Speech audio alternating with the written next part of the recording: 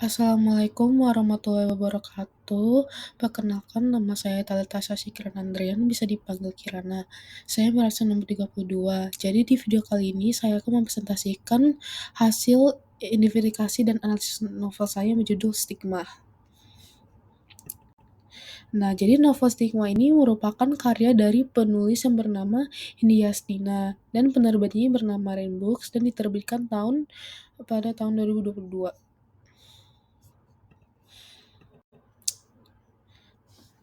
Jadi novel ini memiliki dua tokoh utama, yaitu Aralia dan Rafajal.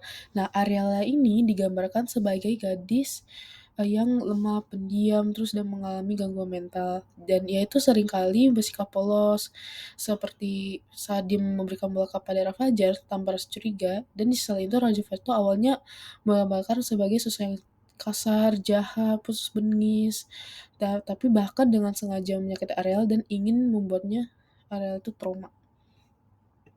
Nah, selain tokoh utama, ada terdapat beberapa tokoh pendukung yang turut mewarnai cerita Stigma ini.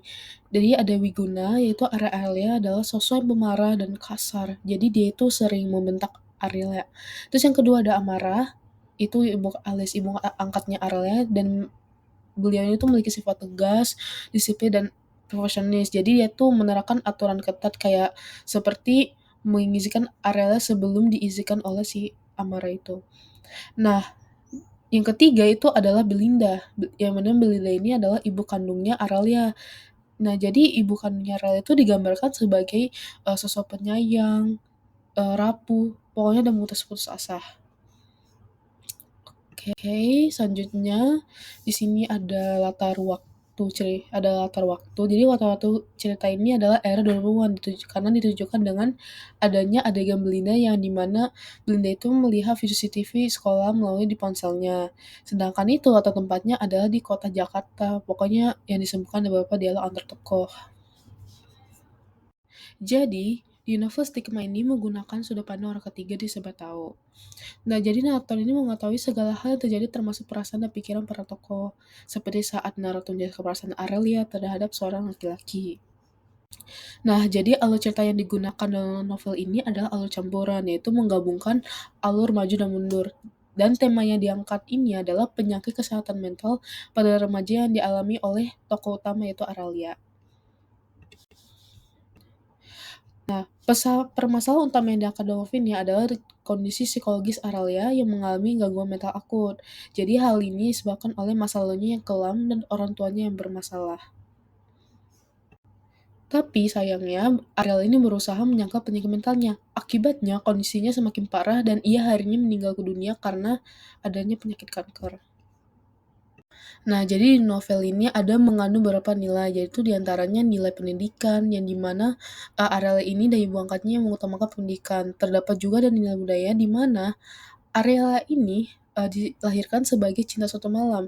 Dan juga ditunjukin melalui kepedulian masyarakat terhadap korban bullying dengan membuat petisi. Selain itu terdapat nilai moral positif selain seperti kasih sayang seorang ibu kepada anaknya, dan nilai moral negatif itu seperti berkata kasar kepada perempuan dan tindakan bullying. Jadi di bagian ini menggambarkan perjalanan hidupnya Aurelia mulai dari penderitaannya, perjuangannya, hingga akhir ayatnya meninggal dunia dikarenakan ada penyakit kanker paru-paru. Jadi menurut interpretasi saya, penulis ini ingin menunjukkan bahwa kekerasan dalam hubungan seperti yang dialami Ariel sering terjadi di masyarakat. Hal ini terbukti dari perlakuan kasar Fajar terhadap Aurelia. Nah, jadi secara singkatnya ini novel ini mengisahkan tentang seorang gadis yang lahir dari hubungan satu malam, tidak dikarenakan kecelakaan menjadi korban bullying dan mengalami gangguan mental. Meskipun berhasil melalui berbagai kesulitan hidup, tetapi Aurelia ini akhirnya meninggal dunia dikarenakan adanya penyakit kanker. Nah, novel ini sebenarnya cukup menunjukkan banyak perilaku negatif yang menyebabkan kesengsaraan tokoh utama.